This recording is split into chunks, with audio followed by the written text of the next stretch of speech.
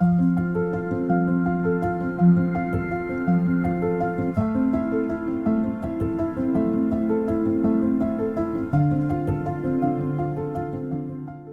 this walk, we will have the opportunity to visit, among other places, St. Peter's Basilica, where Father Claret participated in the first sessions of the First Vatican Council. Enjoy the walk. The itinerary of the second walk is from Porta di Cavalleggieri to Piazza Navona. We start at Porta di Cavalleggieri. From there, we go on to visit the Basilica of St. Peter. Leaving Via della Conciliazione, we arrive at Santa Maria in Traspontina. On the way, we stop at Palazzo Taverna. Leaving Via del Corso Vittorio Emanuele, we visit Santa Maria in Vallecella, the Chiesa Nova. Entering Via Monserrato, we visit Santa Maria di Montserrat, and then Via Giulia. Going out again to Vittorio Emanuele, we find the Palace of the Cancelleria. We then go to the Palazzo Madame, and we come to the famous Navona Square, or Piazza Navona, and we contemplate the Pamphili Palace, where our walk ends.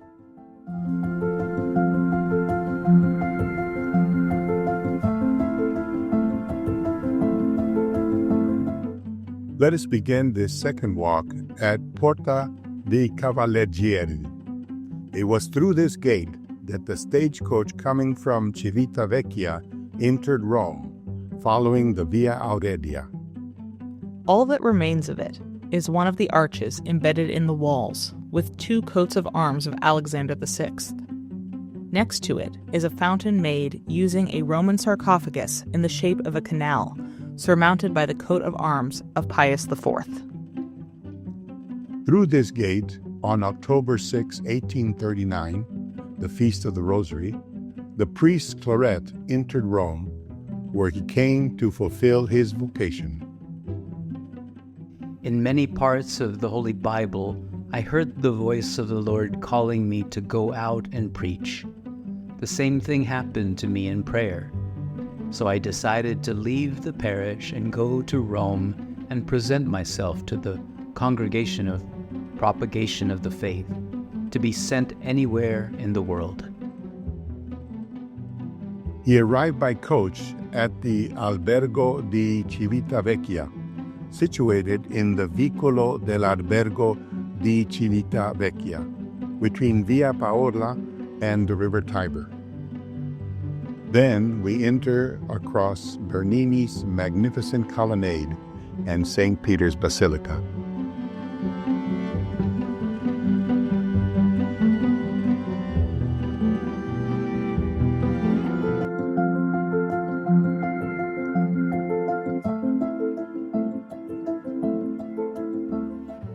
In the 4th century, on the tomb of the Apostle Peter, the first basilica was built by order of Emperor Constantine and completed in 349. In the early 16th century, Pope Julius II laid the first stone of what would become the basilica we know today.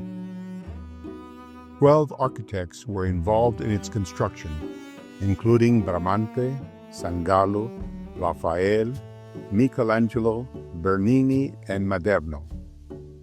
It took more than a century to complete. It is the largest church in Christendom, at 187 meters. 147 popes are buried in it, and in the Vatican grottos.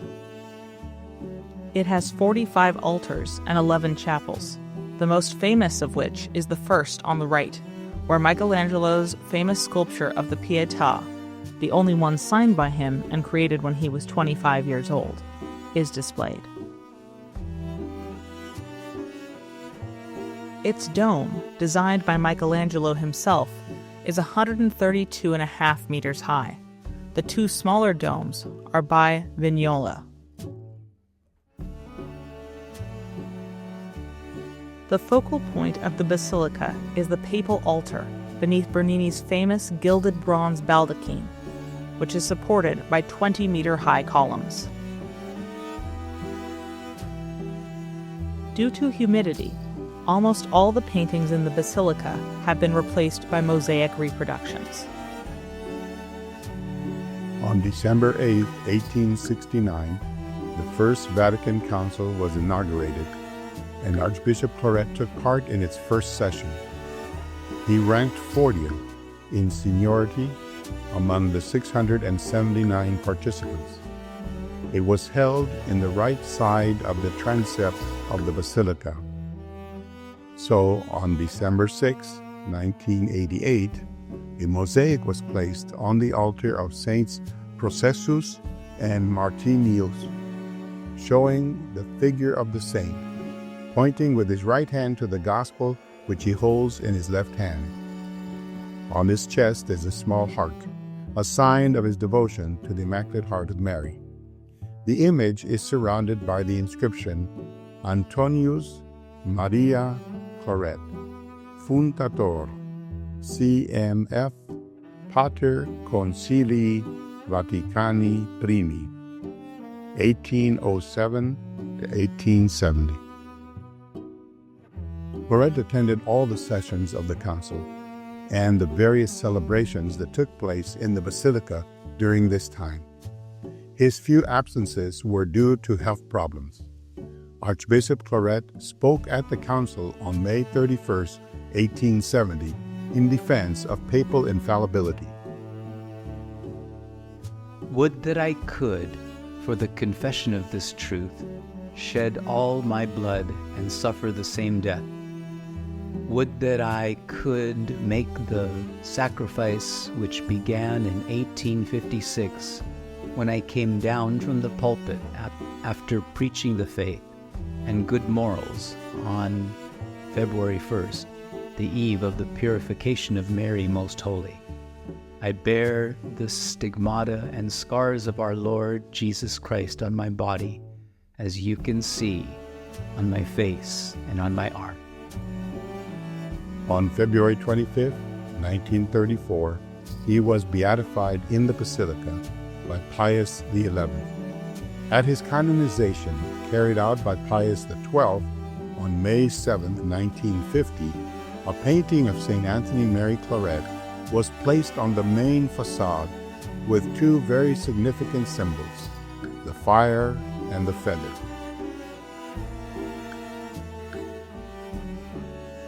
Leaving the Piazza, walk along the Via della Conciliazione. Almost at the end, on the left, we come to the church of Santa Maria in Traspontina.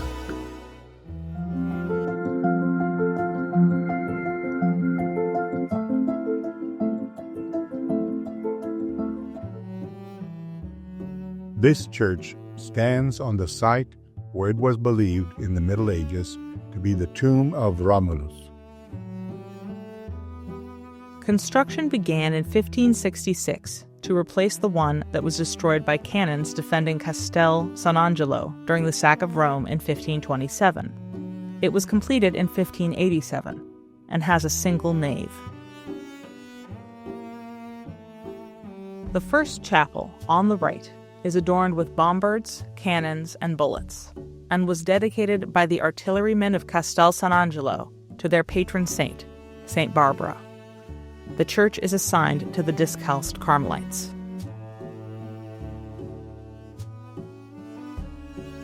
Claret went to this church and convent when he first arrived in Rome in 1839.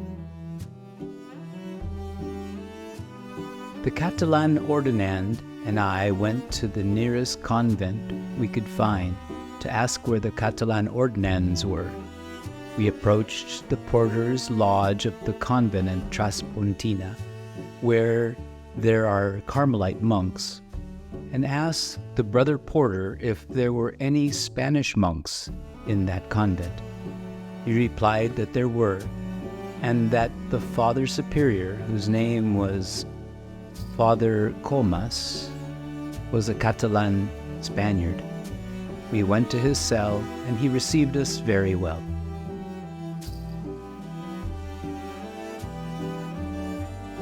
He celebrated the Eucharist in this church. Father Cosmas accompanied him to the convent of San Basilio, where the ordinands from Catalonia were staying.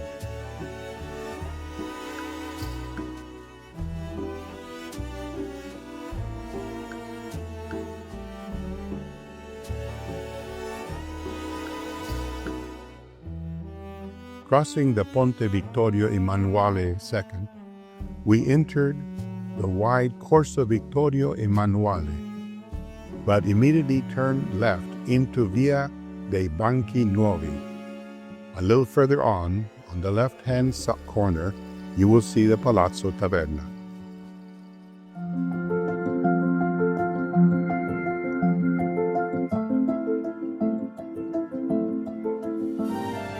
Located on Via di Monte Giordano in the heart of Rome, it was built in the 15th century on the ruins of the fortress of Giordano Orsini, mentioned by Dante, from where the Orsini family dominated the area up to the banks of the Tiber.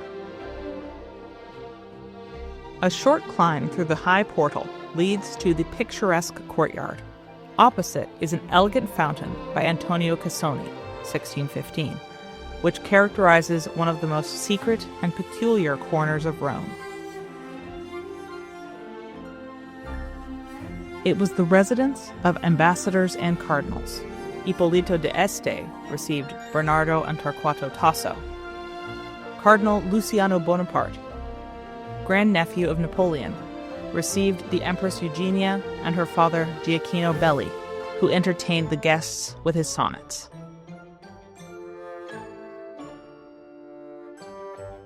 This palace, which in the time of Archbishop Claret was called Palazzo Gabrielli, was the residence of the Guatemalan Cardinal Juan Ignacio Moreno Maisonave, Archbishop of Valladolid, head of the Spanish Episcopate. Here, the Spanish bishops met every Thursday at 10 o'clock in the morning to exchange opinions and reflections on the progress of the Vatican Council. Claret, as the moral leader of this group, made several interventions. He took advantage of the occasion to show them the usefulness of a single catechism.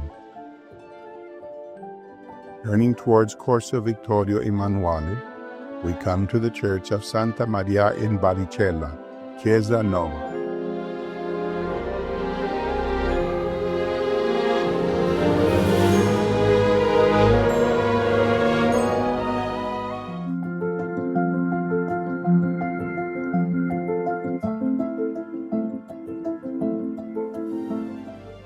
Originally called Santa Maria in Baricella, it changed its name to Chiesa Nova when, at the end of the 16th century, the present church was rebuilt by Saint Philip Neri with the help of Pope Gregory XIII.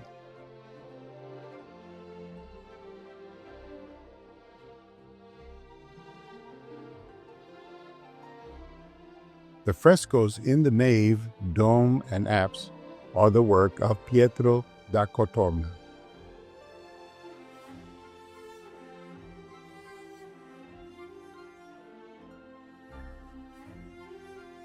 The altarpiece containing the Vallicellian Madonna was painted by Peter Paul Rubens with a Virgin and Child blessing.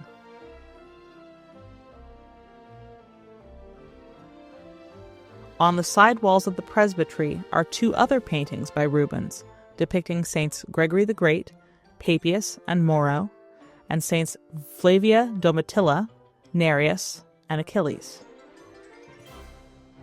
On the feast of St. Philip Neri, May 27, 1870, Father Claret attended the papal chapel celebrated in this church, and earlier on February 12 of the same year, he attended the funeral of the Bishop of Huesca with cardinals and bishops, especially Spaniards and Americans.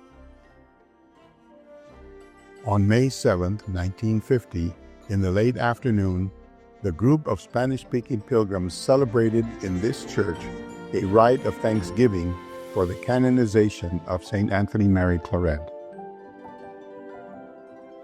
On leaving the church, take Via di Monserrato on the right to reach the church of Santa Maria di Montserrat.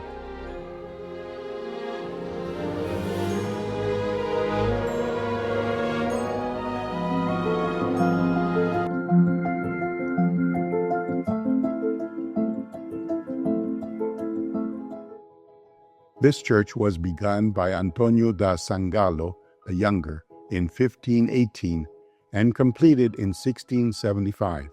It was the church of the Aragonese and Catalans, and later of the Spaniards. The facade is by Francesco da Volterra.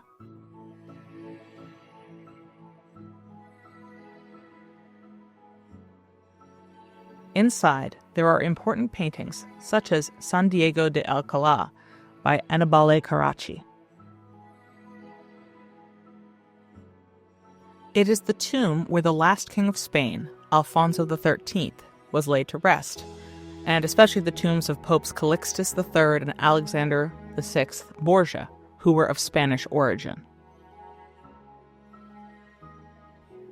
The statue of the Apostle St. James is the original by Jacopo Sansovino, brought from the Church of the Sacred Heart in Piazza Navona, a former Spanish church.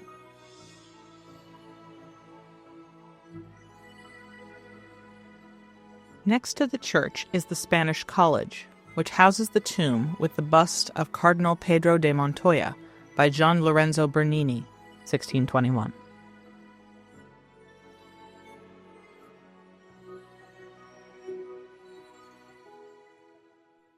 It was in this church that Archbishop Claret attended the funeral of the Bishop of Huesca, Spain, Don Basilio Gil y Bueno, who died on February 12, 1870, during the First Vatican Council. Turning right, we find the famous Via Julia, the straightest street in the world, according to the book of Don Quixote. Turning left again into Via dei Farnesi, we can take the opportunity to admire the beautiful palace of the same name. The Farnese Palace today is the French Embassy, a work by Antonio di Sangallo. Then, crossing the busy and very popular Piazza Campo dei Fiori, we arrive at the Palace of the Cancelleria.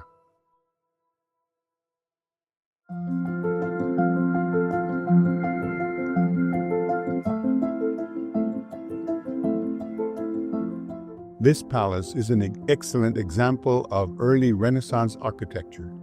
Construction began in 1485, financed by Cardinal Riario after a gambling bet, and was completed in 1511 by Bramante.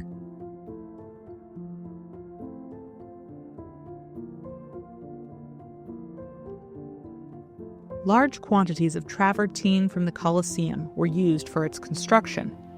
Of particular note are the facade, the staircase, the three-story interior atrium, and the Aula Magna, also called the 100 Days, because the author of its decoration, Vasari, boasted of having decorated it in 100 days, to which Michelangelo replied, "You can tell."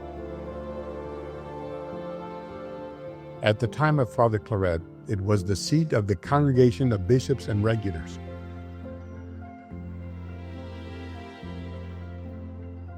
He had to come here accompanied by Father Chaffray for the approval of the constitutions of the congregation on November 22, 1865, and the following day to deliver the Latin translation that had been requested as a condition for their approval. Here he also received the news of their approbation by Pope Pius IX on March 12, 1870. He returned several times to this palace to work on the constitutions of the Claretian missionary sisters and the Carmelite Sisters of Charity.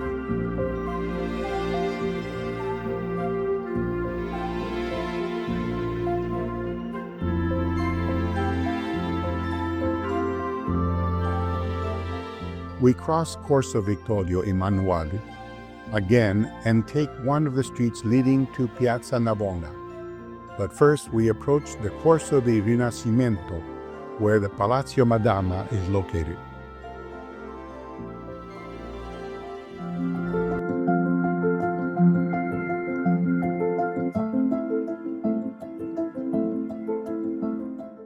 The site where Palazzo Madama stands today was once occupied by Nero's baths. In the 12th century, it was under the control of the Crescenzi family, who built a tower, now incorporated into the building.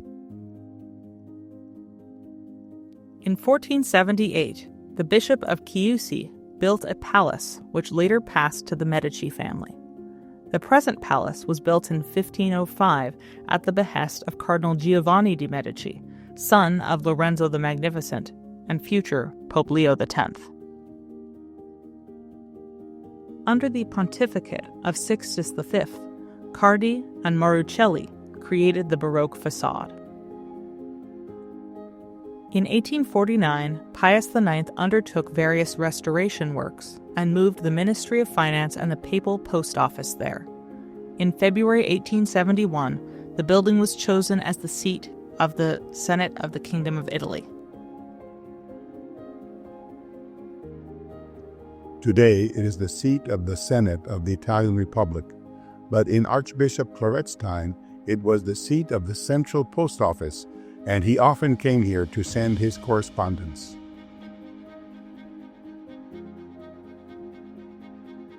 And to finish our walk, we head towards Piazza Navona.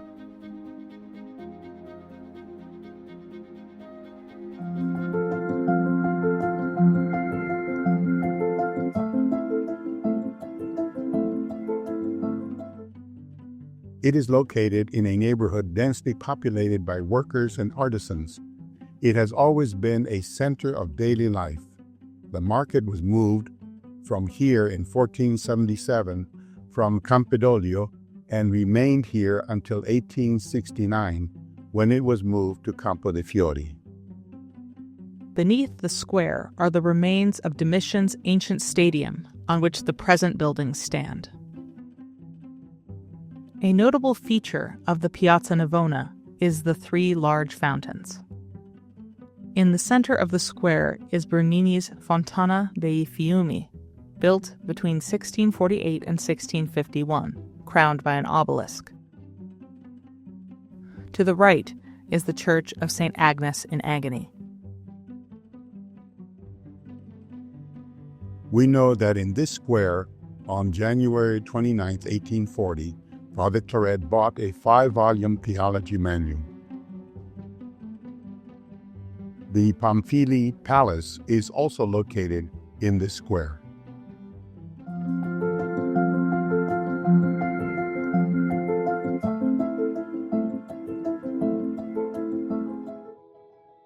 The original building was built in 1630 by the powerful Pamphili family. When the commissioner Giovanni Battista Pamphili became pope in 1644, under the name of Innocent X, the family began a new and more imposing construction. Girolamo Rinaldi was in charge of it. The interior has 3 courtyards. Pietro da Cortona painted the long gallery in 1651 to 1654, designed by Borromini, with the Tales of Aeneas. When the Pamphili moved to the new building on the Corso, the Palazzo in Piazza Navona was vacated and rented to, among others, the Roman Philharmonic Academy.